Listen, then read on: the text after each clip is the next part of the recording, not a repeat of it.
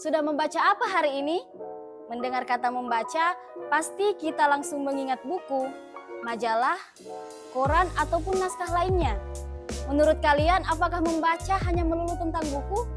Mari kita ulas.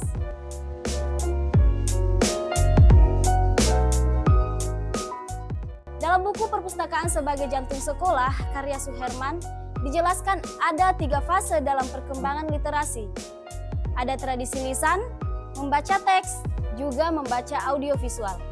Dari sini kita dapat melihat bahwa membaca bukan hanya sekedar membaca teks buku saja.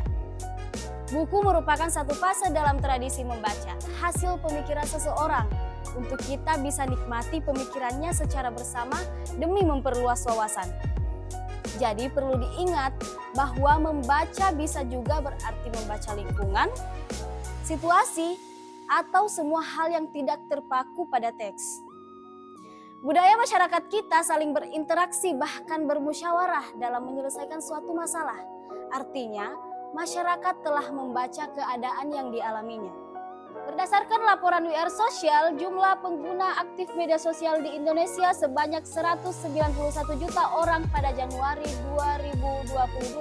Dalam kacamata Islam, saat Nabi Muhammad SAW menerima wahyu pertama dari malaikat Jibril tentang perintah membaca, Nabi Muhammad SAW bertanya kepada malaikat, apa yang ingin ia baca? Membaca yang dimaksud malaikat Jibril yakni Iqra, atau perintah membaca mengenai kondisi sosial masyarakat pada saat itu. Jadi, sebenarnya masyarakat tidak hanya membaca secara teks saja, melainkan dapat membaca banyak hal. Dan minat baca seharusnya tidak diukur hanya dari sisi membaca teks saja. Nah, sampai di sini sudah paham kan apa membaca yang sebenarnya? Dan masihkah kalian sepakat bahwa Indonesia masih punya minat baca yang rendah?